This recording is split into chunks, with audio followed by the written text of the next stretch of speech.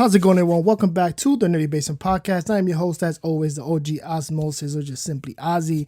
And joining me today are two very special guest hosts. It's an interview with Conor Leslie and Alan Ritchson. You guys know them as Donna Troy and Hank Hall, aka Hawk, Wonder Girl, respectively, and Titans. And we're here to talk about their upcoming movie, Cicada, Dark Web Cicada 3301. It's, action, comedy, espionage, thriller film directed by Alan Ritchson himself. He produced it, he co-wrote it.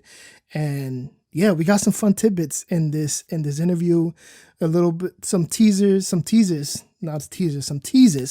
for Titan Season 3, especially with Donna Troy. We'll see what happens.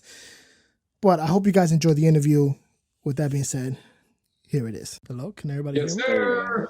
Hello. What's up? Hi. There you go. What's up, Alan? The Nerdy Basement. I love the name. So great. Thank you. Everybody likes it. I like that everybody likes Clever. the name. It is clever. It's inspired by me actually living in the basement. So at some point, ironically, so it has. What part of the world are you in? I'm in Jersey. I'm in the East Coast. Whoa, New Jersey. I grew up in Jersey. Yeah, I saw you were born in Millburn. Jersey. Yeah, I'm up in Clifton. Mm-hmm. That's where I'm at right now. Yeah, so we're pretty close to home, both of us. Yeah. How's everybody doing today? Excellent. Good. How are you? I'm good. Excited to speak to you guys. Got a ton of questions here. The movie was awesome, so excited to get these questions out for you guys. So we'll get started. So I want to start with you, Alan. With Cicada, Dark Web Cicada 3301 is your directorial debut, which you also produced. You also co-wrote alongside Joshua Montcalm. Tell me how you guys approached this film and wanted to present it with a comedic undertone while not overshadowing some of the more serious parts of the movie and the action. Oh, I think you nailed the pitch for that movie. It's you talk about all the things we worked really hard to do, so thank you.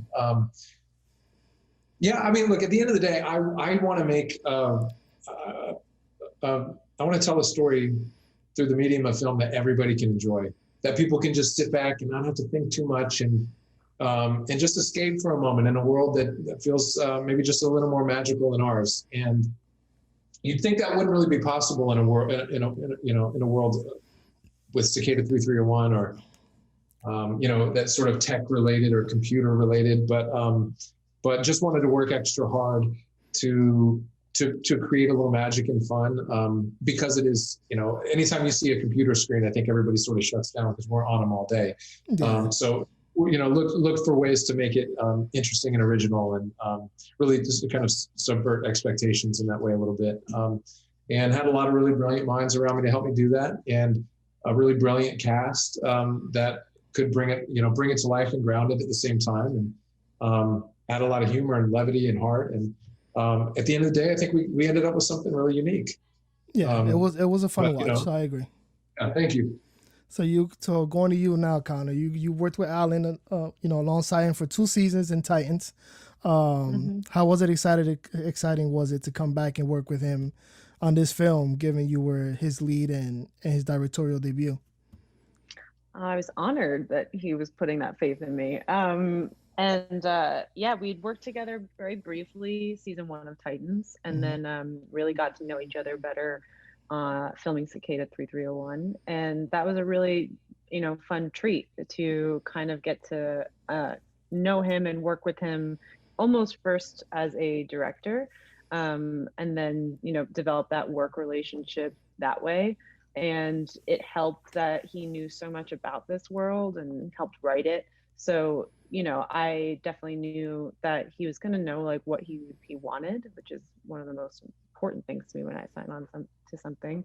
So it was a real treat, and it was something I really just didn't know a lot about. So I kind of turned to him to educate me on what this world involved and what this story was about. Yeah. So sticking with you for a little more, I got another question. So you play a librarian called Gwen. Mm-hmm. Okay, who is presented as someone who's also been trying to crack the Cicada 3301 puzzle. Other than Jack Kesey's character, who's also named Conor, what else entices her, Gwen, to kind of embark on this quest and alongside Conor to complete this puzzle? I think that she, you know, individually is almost in her own story until she meets Connor Black. You know, if she hadn't met Connor Black, she'd still be on this journey to solving this puzzle. And I think that what interests her about him is she realizes that that could ultimately help her solve it and, you know, ultimately get her further along. So I think that her plan kind of changes once she meets him, which then kind of makes it the story of the two of them and Avi, and then it becomes this fun trio musketeer. Yeah, the trio was awesome. Avi was awesome. Connor So was great. awesome. So Jack Kessie was awesome. So without getting into too much heavy spoiler territory, there is a huge twist in the third act. It was pretty steady. What you guys covered it up, you know, pretty well, because I didn't even see it coming, to be honest. I just really thought you were just really on this quest. Good. So props to both of you, all of you guys who worked on this, because I did not see that coming. And once the, you know, that was revealed, I'm not going to say what it is. Once that was revealed, I was like, wow, I was not expecting that. So it was a nice twist. Good. How did Gwen internally manage throughout the entirety of the film, like, keep that such a well-kept secret? Because based on your performance alone, I'm just like, I wasn't expecting that. You just here for the ride. You want to crack this code, and then we get hit with that. Yeah. I'm just I like, think wow. if you're well, we're all actors, so we've all read the script, and then we're playing these characters who don't know that they're in a movie. So you've got to just every scene pretend that that's the thing that you're going by, even though you film out of order and that you know all the secrets and that you know what happens at the end. So it's kind of a matter of like, you do a scene as if you don't know what's going to happen, because some character wouldn't know what's going to happen in their own life. But I'm glad that it worked. No, it worked perfectly, to be honest. Yeah, that's definitely tricky when you're playing characters and you kind of know the plot twist of what's going to happen. So I'm glad that it landed. Yeah, it did land. So props to you guys again on that one. So a couple fun questions. Either of you can answer. You both can answer. Have either of you tried to actually tackle and complete the real Cicada 3301 puzzle? No. Because I know, I know Alan's probably like, oh, I'm gonna do it. I'm just like, you know, maybe I will now. Maybe I should do it now. Now that it's yeah, you should. I'm not gonna do it. I just want myself. Yeah, I'm not gonna do it. I just want to see if you guys did it, because you know, they're tackling the movie based on this real puzzle. I want to know if they actually tackled it themselves. So, I mean, you answered my question. So, Alan, the next one is for you. Yeah, did you attempt on doing it?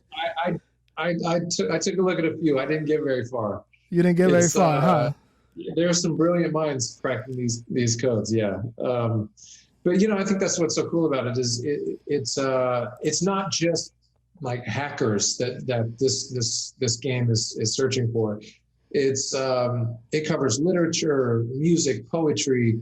You know, they're educating you along the way as you play these games as to their worldview. So they're looking for a broad community of thinkers, you know, and I'm just not an expert in every one of those fields, you know. You kind of have to. Yeah. So they're pretty brilliant the way that they're set up. And no, I'm not smart enough to win. Yeah, I'm not smart enough either. I was researching a little bit on the puzzles, and I'm just like, I hit the surface level what they contain. I'm just like, yeah, no, I'm not even gonna try to overload my brain on this one. No, I'm not doing that one. But seeing the complexity of the real life, you know, Cicada 3301 puzzles, how did you and Joshua find a nice medium in order to present the complexity of the puzzles and how dark, you know, the dark web could really be without, you know, making it all consumable, putting it in the bag so viewers can enjoy it, and not turn anybody away? Because like you said earlier in the interview, you know, people see computers and tech, they immediately shut down because we're, you know, glued to them all day. So how do you make that in this day and age a little more consumable for the people? Yeah, I think, well, Josh Moncomb, who I wrote this with, had everything to do with that. I owe him a lot because he helped kind of crack the code. All puns intended on that one. to the script. And, you know, he brought an element of sort of fantasy, you know, create, you know, he really helps figure out that unreliable narrative device that works so well for the film. his mind is Brazilian, brilliant, and goes to bizarre places when he writes. So it's sort of like everything is a possibility when you're working with him, and it helped a lot. It helped, it helped us make this magical in a way. So I sort of became like an expert in all things Cicada and wrote some version of this story, but he really helped crack it wide open. Nice. In a big way. So as a new director, there's some stuff, obviously, you as an actor, first and foremost, and as a model, as a singer-songwriter, there's some aspects in those positions you don't really see what it's like to be in the director's chair. So now that you're actually in the director's chair, is there anything that you've learned about the craft that you weren't aware of before? There's new things that you've come to appreciate that you probably didn't really appreciate all that much prior to the fact? Yeah, a lot. I mean, I learned a ton of lessons, and made a lot of mistakes, that taught me valuable lessons. But in every chair, as a producer as well. Mm-hmm. But I think for me, the area of growth that I will be focusing on the next time is in communicating my ideas better, right? So I developed some techniques because I struggled to sort of paint a picture for people of what I saw in my head, whether it was for that party with the a giant fish aquarium, to paint that picture for people when that's what's living in my head, some version of it, and people have never seen that before. It's challenging, and I realized we could waste a lot of time in pre-production just trying to get people to like, is this what you had in mind? And so I developed some techniques to help hopefully reduce the lag time between what's in my head and it getting into other people's heads. So for me, that was the biggest takeaway, was how to better communicate and prep in pre-production. Yeah. So the last question, at least for the film itself, since anything else will be spoiler territory, to be completely honest. Is there any plans for a sequel, maybe a trilogy? We do have a couple other puzzles we got to kind of crack. Are we going to get the gang back together?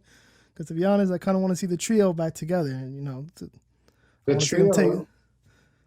The trio, I'd love to get the trio back together. I'd love to see Agent Carver and Agent Sullivan try and figure their world out. So those two idiots, get me a spinoff with your character Carver and then his right hand, and you see if you guys try to crack the code and go on that little espionage mission. I would watch that. Give me a spinoff on that. Yeah, okay. All right, But yeah, I would like to see a trilogy. There are a couple other puzzles that we need to kind of crack. Even though there's no more puzzles, it can be a whole series of things. But I kind of want to move on from the movie a little bit. I do want to talk about Titans a little bit. Season 3 is coming up. I'm sure you're both excited about it. Both of you are still currently filming the series, correct? Mm-hmm. That's right. Yeah. I'm not. I know you guys can't. I know you guys can't say much about it, but I mean, we do kind of know a little bit, Donna Troy, kind of cats out the bag a little bit, Conor. You play Donna Troy. You're right. Yeah, Conor, you played Donna Troy. You got sent to Themyscira. So are we getting you back as Troya for season 3? Can you let me know? I am filming scenes where I play Donna Troy. Where you play a version of Donna Troy. I play Donna Troy. Donna Troy. And I'm very happy to be playing those scenes. Alan is in some of those scenes. He's in some of those scenes. Hank Hall, Hawk was in store for Hank in Titan season 3.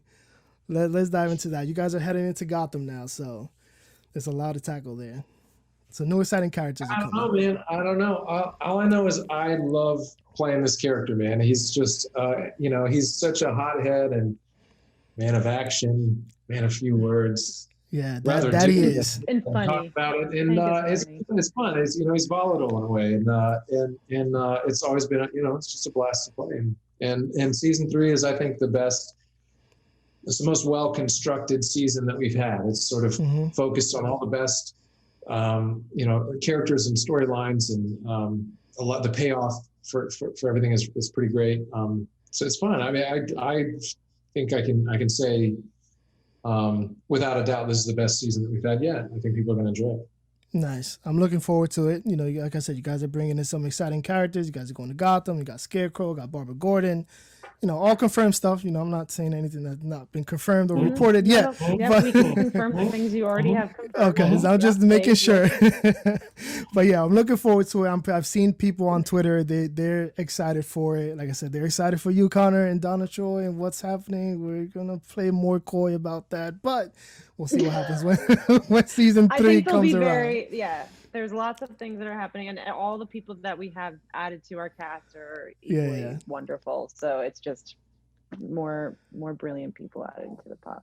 That's awesome. I want to thank you guys from the bottom of my heart for taking the time out of you guys' day to talk to me and answer these questions about the film, about Titans. I hope you guys have a great day. I hope to see you guys come back again for another Cicada film, because I want to see it, to be honest. Oh, very cool, man. Make it happen. But I hope you guys stay safe. You guys have a great day. Thank you so much. Thank you too. Hi to New Jersey. Hi, Jersey. She's the president. Thank you, Conor. Bye-bye. Bye. All right, ladies and gentlemen, there you have it. That is our interview with Alan Ritchson and Conor Leslie. You guys will see them both in Titans Season 3 when it drops later this year, I believe. Correct me if I'm wrong. I might be wrong. They don't have a release date just yet. But you can also catch them next month when Lionsgate releases Dark Web Cicada 3301. You can read that on March 12th, if I'm not mistaken. I'll double check. Maybe I'll post it when I post this interview on social media. But that being said, I hope you guys enjoyed the interview. Make sure to listen to our previously released episodes. Listen to our other previous interviews. We've been dropping a lot of interviews this year. We're only a couple months into 2021. So I hope to bring more interviews, short, quick interviews for you guys on the podcast.